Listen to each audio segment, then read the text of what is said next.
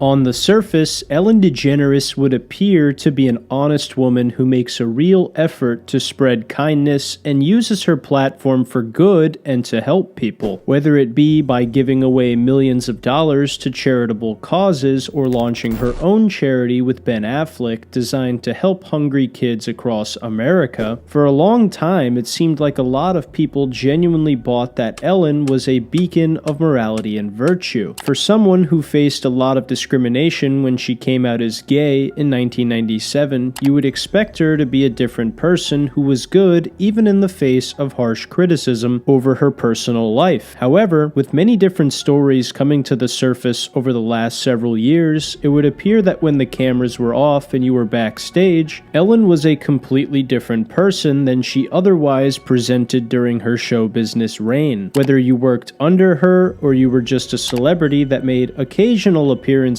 on her show, it would seem that a staggering amount of people have come forward and shared experiences that shatter the positive perception of Ellen as an innocent Hollywood sweetheart who can do no wrong. While Ellen herself may not have done something as heinous as Bill Cosby or Harvey Weinstein, that doesn't mean she's without sin and deserves a pass. The ways in which she handled the criticism afterwards in her most recent special and played the victim were also pretty awful, and we will discuss that after establishing some of the victims and atrocities that have taken place. Today we're going to take a closer look at a few of the victims of Ellen DeGeneres and analyze how it negatively impacts her by exposing who she really is after the director on set yells cut. This is The Many Victims of Ellen DeGeneres. To any bitch that talk to him and they in love, just make sure you hide your little sister from him. Now, this first thing I tell you about here is probably going to make you roll your eyes. However, I feel like Dakota Johnson's experience with Ellen is worth noting, considering this was one of the first major shifts in public opinion about her that was talked about heavily. If you're unaware, Dakota Johnson did an interview on Ellen's show where she playfully jabs at Dakota when talking about her recent party for her 30th birthday and how she was not invited. Then after this happens, the conversation takes a super awkward turn. You turned 30. I did. And how was the party? I wasn't invited. Actually, no, that's not the truth, Ellen. You were invited. Last time I was on the show, last year, you gave me a bunch of shit about not inviting you, but I didn't even know you wanted to be invited. Well, who doesn't want to be invited to a party? Well, I didn't even know you liked me. Of course I like you. You knew I liked you. You've been on the show many times, and don't I show like? Yeah, you do. Yeah. But I did invite you, and you didn't come. Why didn't I go? I don't know. Was it? Oh yeah, I had that thing. It was probably in Malibu. That's too far for me to go to. Yeah. Yeah. It was. Yikes. So Ellen tries to redirect the conversation and say it's crazy how Dakota didn't know that she liked her. Like, did you not just hear what she said? Dakota's obviously thrown off and just tries to handle this as classy as she possibly could, and it even comes out that Ellen was invited and just didn't show up in the first place because it was too far. The first minute of this exchange is super awkward, and you can really start to see some of the cracks in Ellen's happy-go-lucky, always be kind demeanor that she parades around as her and her show's identity. Ellen tried to use this as a way to make a joke, and it ended with her being called out for lying like the narcissistic sociopath that she can be. With someone as wholesome as Dakota Johnson heavily implying you're different off camera than you are on camera, a woman who acts and pretends to be someone they're not all the time for a living, it's pretty telling what kind of person you really are behind closed doors. Some fans of Dakota Johnson and detractors of Ellen actually credit her as one of the first people to turn the tide against Ellen, saying, quote, "I don't think Dakota single-handedly delivered the final blow, but this is a big day for the brunettes with bangs community," end quote. Or, quote, "Imagine Dakota Johnson reading the Ellen news today and just knowing she unintendedly or not threw the first brick," end quote. If you watch the rest of this interview with Dakota on Ellen, there's one more part that, given the context, might have ruffled a few feathers. But Tig Notaro performed at your party? She did. She did a set? She did. It was a surprise. What did she do? A bunch of funny stuff. She's hilarious. She's my favorite comedian. other than you. Bye. Wow. I'm sorry. No. I was just talking to my favorite actress the other day, Jen. Saying this immediately after calling Ellen a liar in a backhanded way is kind of ballsy, but it actually makes sense, and after this, the interview seems to go back to normal and avoids the awkward energy. This was one of those incidents that really started the conversation of Ellen being a completely different person when the cameras were off, and although it started as just a petty drama talked about by the news, it ended up becoming something that was pointed at regularly by Ellen's detractors about how she's completely fake and different off camera. Even though on the surface this was an awkward interview and really nothing more than that, it was just a heads up of what was to come very shortly after.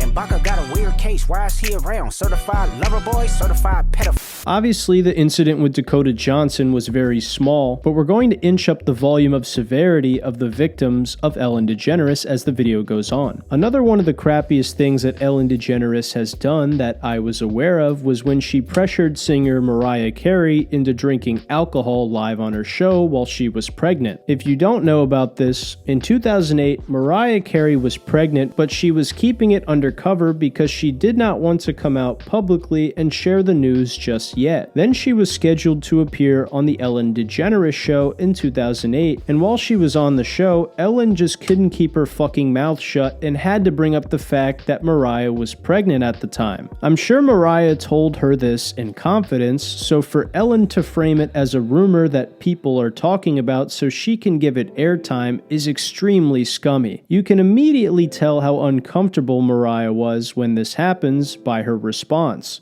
People are saying that you're pregnant. There's rumors. Don't discuss that. All right. Well, you don't have to No, answer. that's okay. No, honestly, you how don't do have to I- how answer. do I- Let's just toast with champagne and decide. But they've been saying that since we... Then to make matters worse, after Ellen mentions this and makes Mariah uncomfortable, she brings out some wine glasses and champagne so the two of them can have a toast to her not being pregnant. You want to taste it? I can't believe you did this to me, Ellen. What? No. Are you trying I'm to not just- going to ask you if you're pregnant This or not. I'm is just peer going to pressure. say. Do you see what Ellen is doing? This is peer pressure. No. Let's toast to you not being pregnant. If you're not pregnant, then we should. Okay, cheers. Yeah, cheers. It's too early for me. I only drink it after 3 p.m. Yeah.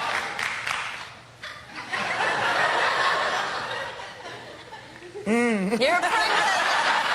You're pregnant. You can clearly hear Mariah Carey saying this is peer pressure in an uncomfortable tone. Meanwhile, the audience is just clapping like a bunch of seals for this borderline psychopathic shit. Then when Mariah refuses to drink the champagne, Ellen just keeps parading and saying how she's pregnant, which is the complete opposite of what she was asking for. If nothing else happened, this would just be a shitty thing of Ellen to do that you could probably shrug off as, "She was just a bitch." but it got a lot worse when it was reported that Mariah Carey had a miscarriage that year and that she and Nick Cannon had been dealing with fertility issues. Mariah Carey went on to reflect on this interview with Ellen and says she was super uncomfortable with Ellen's decision to share this private information publicly, even though she didn't want to put her on blast. Don't worry, Mariah, that's what assholes like me are here for. The comments reflect an equally negative reaction to this move by Ellen saying things like, "This is completely psychopathic.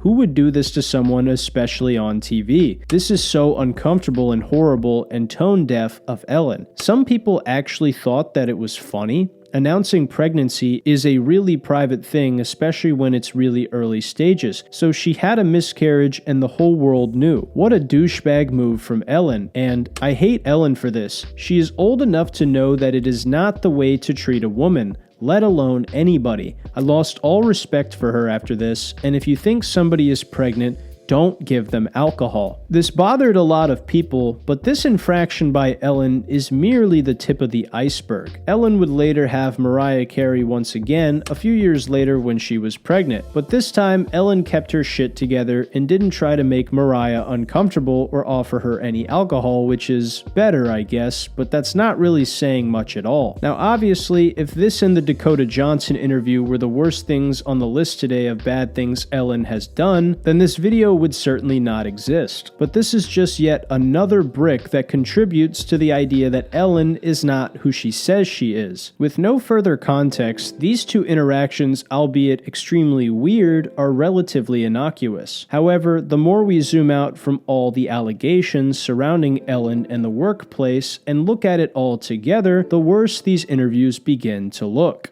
Why you trolling like a bitch? Ain't you tired? Trying to strike a chord and it's probably A minor. If you don't know who Grayson Chance is, I'll catch you up to speed. Back in 2010, Grayson had posted a video of him performing Lady Gaga's song Paparazzi on the piano in front of his school. When Ellen saw the video, she invited him on the show to talk about how talented he was. She also gifted him a new piano and $10,000 after flying him to Los Angeles for his first appearance. Then afterwards, Ellen signed Grayson to her record company called 1111 and pretty much set him up to go on tours performing his music. All of this sounds like an incredibly kind thing to do, right? But what happened next surprised everyone involved. Grayson then would do some interviews after some more news came out about Ellen and claim that when he began his tour, Ellen became incredibly controlling and was always down his neck demanding him to do things. A swift 180 from the person he saw and when he came out to California the first time. Then she gave him and his mother Justin Bieber's Never Say Never documentary and asked him to watch it and learn from what Justin did in his youthful music career. However, Grayson was busy performing for many hours of the day, so he didn't watch the documentary. Then when Ellen found out about this, she flipped a shit at Grayson's mother and basically called her completely useless. I mean, Jesus Christ, this message is some of the most psycho shit I've ever read from a supposed kind and caring person. Then in 2012, Grayson dropped his EP and Ellen went full radio silence on him and wouldn't respond to his texts or calls. Eventually, she dropped him from her record company entirely, and this really rubbed Grayson the wrong way, obviously, and he went on the record to say he's never met a woman who is blatantly more manipulative, opportunistic, and self-centered than Ellen DeGeneres. This behavior is something you'd expect from the shallow people of Los Angeles. They help you and give you a chance to do something because they think it's going to help them also in the long run. But then the second something doesn't come to fruition exactly as they pictured it, they distance themselves from you and pretend you're a fucking stranger. It was incredibly nice to try and help out Grayson as a talented young person, but to then pull a 180 and never talk to him again and disrespect his mother while he's on tour is some mentally unwell shit to do. Very confusing behavior from Ellen DeGeneres that just further supports the idea that she was not who she claimed to be and that the kindness she displayed on her show was simply a facade and only there for entertainment. They not like us. They not like us. They not like us. This section of the video is certainly going to be the longest. In addition to Dakota, Mariah, and Grayson, Ellen also had uncomfortable interactions with other celebrities like Taylor Swift and Celine Dion. There's plenty of others you can probably point out also. Dakota and Mariah's interactions were highlighted though specifically because these interactions were revisited upon the bombshells of information that would end up being released about Ellen and the behind the scenes of her show in 2020. It all started with a tweet from comedian Kevin T. Porter where he said, quote, "Right now we all need a little kindness, you know, like Ellen DeGeneres always talks about. She's also notoriously one of the meanest people alive. Respond to this with the most insane stories you've heard about Ellen being mean, and I'll match every one with $2 to LA Food Bank." End quote. You can have the opinions you want about exchanging monies for dirt on somebody, but aside from that, this tweet received thousands of likes, retweets, and replies with anecdotes about Ellen DeGeneres. Some of the stories were clearly just goofs and made up for the sole intention of engagement, which is to be expected on the internet, but then there's a portion of these tweets that would end up being eerily similar to the type of stuff that would end up coming out later about Ellen and the producers on her show. Obviously, there's no way to 100% verify most of these tweets, but nonetheless, it kept the conversation about Ellen's true character character off-screen going, and it continued to snowball after The Big Sick began in late March 2020. When the lockdowns commenced, things got a lot worse for Ellen when Variety magazine dropped a bombshell article about the employees on Ellen's show and how they were furious about the seemingly minuscule details regarding their pay and work status, saying the core stage crew for the Ellen DeGeneres show, consisting of more than 30 employees, received no written communication about the status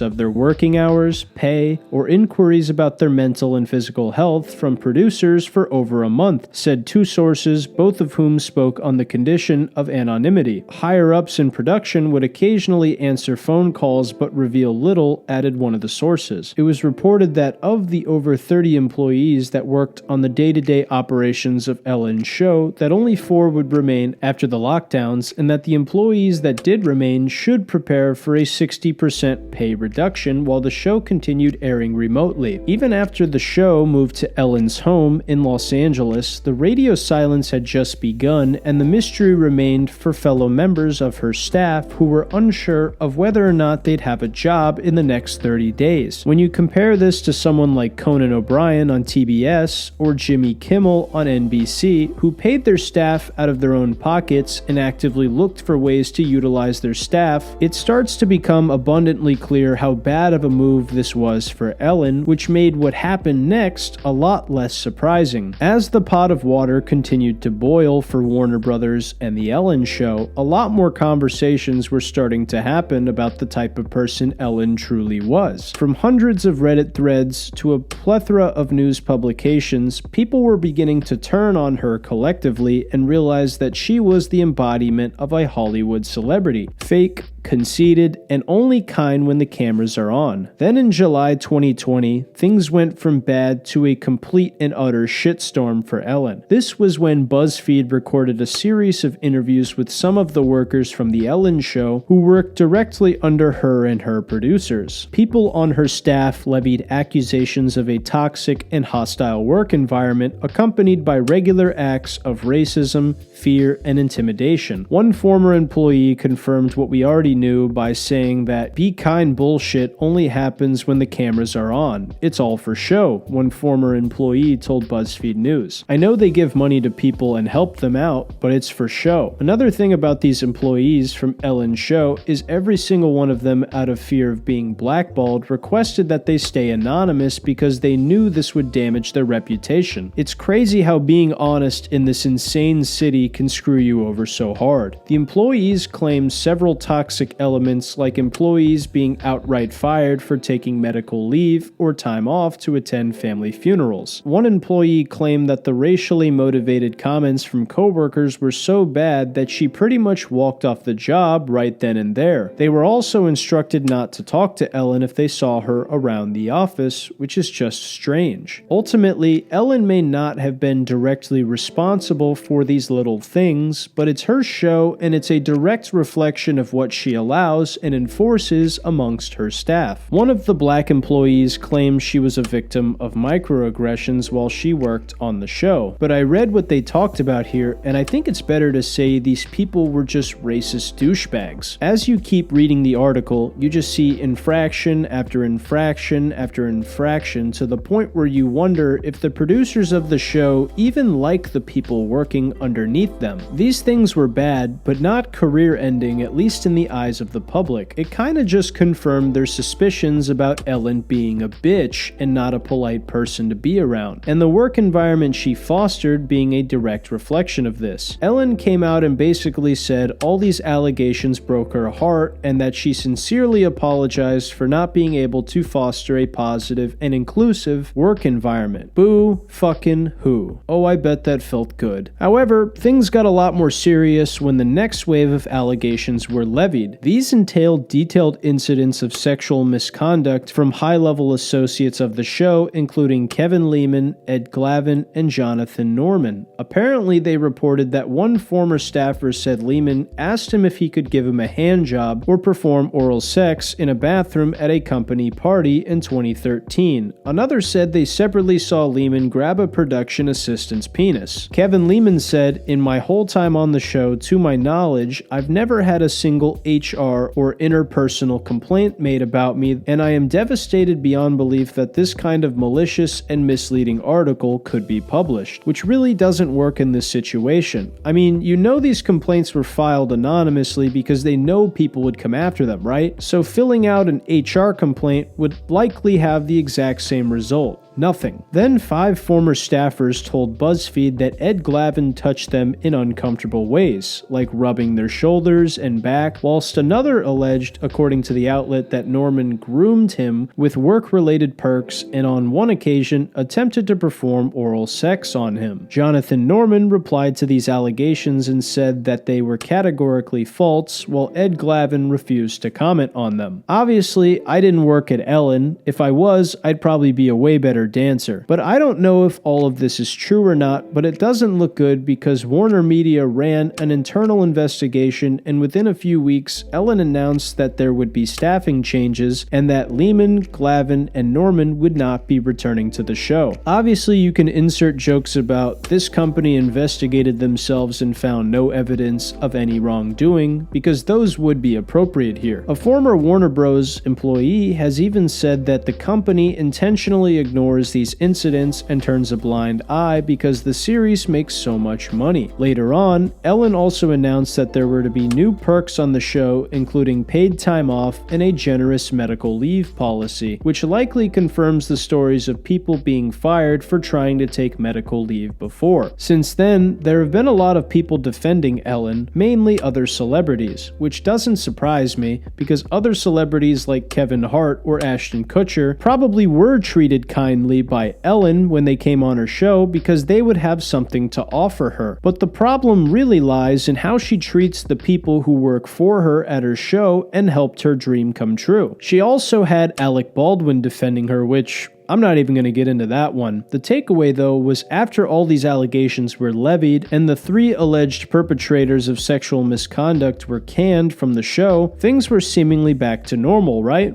Well, not exactly. How Ellen handled this situation was interesting, to say the least, and we will cover that next. They not like us. They not like us. They not like us. After all of the dirty laundry was aired behind the scenes on The Ellen Show, Ellen came out and said that she is appalled by these allegations and wants to do everything in her power to do the right thing. This was her comment when asked by publications, and she made a similar statement on her show the very first episode of season 18. As you may have heard, this summer there were allegations of a toxic work environment at our show. And then there was an investigation. I learned that things happened here that never should have happened. I take that very seriously, and I want to say I am so sorry to the people who were affected. I know that I'm in a position of privilege and power, and I realize that with that comes responsibility, and I take responsibility for what happens at my show. This is the Ellen DeGeneres Show. I am Ellen DeGeneres. My name is there. We have had a lot of conversations over the last few weeks about the show, our workplace, and what we want for the future. We have made the necessary changes, and today we are starting a new chapter. There were also articles in the press and on social media that said that I am not who I appear to be on TV because I became known as the Be Kind Lady. Being known as the Be Kind Lady is a tricky position to be in. So let me give you some advice out there. If anybody's thinking of changing their title or giving yourself a nickname, do not go with the Be Kind Lady. I am that person that you see on TV. I am also a lot of other things. Sometimes I get sad, I get mad, I get anxious, I get frustrated, I get impatient, and I am working on all of that. I am a work in progress. This apology rubbed quite a few people the wrong way. In fact, anyone who didn't already have Ellen's snatch in their mouth probably saw this apology for exactly what it was. Apologizing for a toxic work environment when you are directly tied to a lot of it, and a lot of people even claim that Ellen herself contributed to it, just really didn't sit right with most people. Also, the strategic use of white clothing, which is often utilized to signify innocence and purity, did not go unnoticed. People in the comments of this monologue also called out Ellen for using what appeared to be a laugh track to resemble an actual studio audience, when in reality the only people watching were the virtual audience online. There's a specific part of the apology which I thought was particularly noteworthy. I'm a talk show host, and you know that, but maybe some of you know that You know, I was an actress. I've played a straight woman in movies, so I'm a pretty good actress.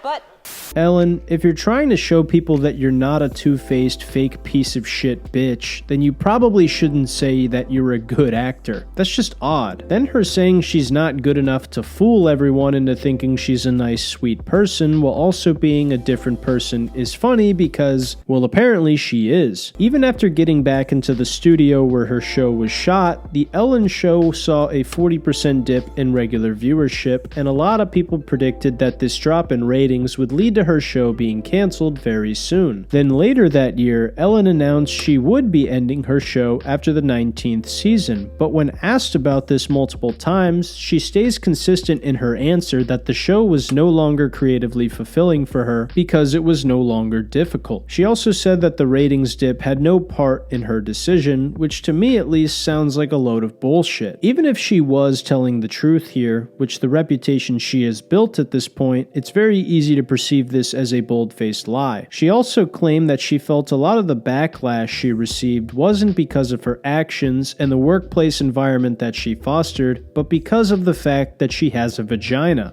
it's certainly, if it was why I was quitting, I would have not come back this year because everything happened, what you're talking about is last summer. And honestly, I really did think about not coming back. I mean, it was devastating. Because it started with me. It started with attacks on me and attacking everything that I stand for and believe in and built my career around. I read in the press that there's a toxic work environment, which, I mean, I had no idea, never saw anything that would even point to that.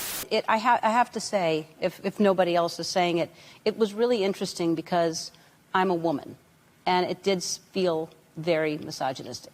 This is a classic diversion used by Hollywood celebrities. I'll say this, she did the right thing at first and hired a team to investigate any wrongdoing and gave an apology even though it wasn't really well received by some people, but she just couldn't resist bringing in the identity politics and playing the victim card after all was said and done. Compare this to someone like David Letterman, who was the victim of an extortion attempt, and his immediate response was to reveal the information being used to blackmail him publicly and take the fangs away from the perpetrator. Dave came out and admitted he had been having an affair, and that there was no excuse for this behavior from him and that he would be moving forward and doing better. He didn't claim to be a victim, he just nutted up, took some shots on the chin for cheating on his wife, and actually improved. He didn't jump to being a victim because he was a successful white man and people just want to see Whitey burn. If he did that, he'd sound like a dumbass. He just acknowledged his wrongdoing and pressed forward anyway. If Ellen had done that and not claimed a lot of the discourse surrounding her and her show's blatant wrongdoing was based on misogyny, then I'd be able to respect her a lot more. Now we're going to dive into how she addressed the whole debacle years later on her brand new comedy special.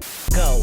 The audience not dumb. Shape the stories how you want. Hey Drake, they're not slow. This is essentially going to be part 2 of how Ellen handled the allegations, but I wanted to separate it for the sake of organization. Ellen recently released a new stand-up special titled For Your Approval on September 24th, 2024, and the initial reception for it has been utterly abysmal. I watched just enough of it so I could see if she actually apologized for any of what she was accused of. I'm probably going to get hate for saying this, but I actually enjoyed a lot of Ellen's older work in stand-up comedy. I thought she was really good on her Johnny Carson appearance, so the stand-up special really disappointed me. If you look at the camera shots of audience members, you can see that this is a crowd of people who already knew they were going to clap and nod and agree with everything Ellen has to say. So what better time to talk about your exit from show business? She deduced her wrongdoing saying that she was mean and that you can't be mean in show business, which is such a hilarious undermining of what actually happened. It's actually funnier than the special itself. It's one thing to be mean to people, it's an entirely different thing to create a nightmare environment where people don't feel comfortable speaking up about blatant atrocities that are taking place, and you also threaten to fire them if they take medical leave or self-deletion attempts. These aren't just regular people either. They're the people who busted their ass and worked so you could have the platform that you did. I guess being kind to them wasn't as important as the guests on your show, because being kind when the the cameras are off doesn't help your brand or help you make any money. She also mentions how she got kicked out of show business before for being gay, which is pretty gay, honestly. If you were actually kicked out of show business for being gay, you wouldn't have been able to make hundreds of millions of dollars on your TV show for years, and you wouldn't also be able to release a Netflix special in a sold-out theater. This is tantamount to comedians who cry about cancel culture and how bad it is while parading free speech. Meanwhile, they're still selling out shows and have full access to their online platforms. It's just stupid. I will say that Ellen did face a lot of discrimination when she initially came out as gay, and that is truly terrible, and nobody deserves to be treated like that. But that's not even remotely close to why you're receiving the harsh feedback you are now. You're receiving it now because you allowed for your employees to be treated like utter dog shit and made it damn near impossible for them to come forward about what has happened to them. Even when they did come forward, they couldn't use their names out of fear of being blackballed. It doesn't matter if you're a gay woman or Jimmy Fallon, the outrage and backlash would have been just as loud no matter who it was. But this special was rough for comedy fans, and it shed a lot more light on Ellen refusing to take accountability for her actions and also playing the victim about the way her show ended.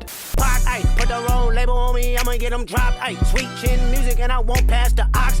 As I said previously, I enjoyed some of Ellen's old stand-up comedy, but I now separate that from what she's transformed into. There have been a lot of victims of Ellen, whether it be as minuscule as making Mariah Carey out herself as pregnant when she clearly didn't want it to be public, or as serious as facilitating a hostile work environment that allowed rampant sexual misconduct and allegedly sexual assault to take place for many of her employees. Ellen may not have done any of this herself, but she had to have known about some of it, and she allowed it to go on. Ellen has said that a lot of this broke her heart to find out, and that it had gone on for way too long. But this is also the same woman that is an absolute witch behind the scenes and has treated a lot of people terribly, which makes her look extremely plastic and fake. When your entire image is based on kindness and doing the right thing, it all comes crashing down when people start to see the type of person you are and see how you really treat your staff, and also when you play the victim when people criticize you for being a fake, heinous bitch. Also, side note, her show is incredibly sus because Jesus Campos, the only person to see Stephen Paddock, who carried out the deadliest mass shooting in American history, made one appearance on Ellen and then was never heard from again. Very fucking weird. Anyway, I know I'm a little late to this, but I wanted to organize a few of the instances where Ellen rubbed me the wrong way and put them in this video along with the allegations she faced. I hope you guys learned something from this, but anyway, what do you guys think? Is Ellen a nasty boss and a narcissistic liar? Do you think the backlash she is receiving is understandable or too much? Also, did you ever enjoy any of Ellen's old stand-up? Let me know what you think in the comments down below. As always, I want to thank you for watching the video,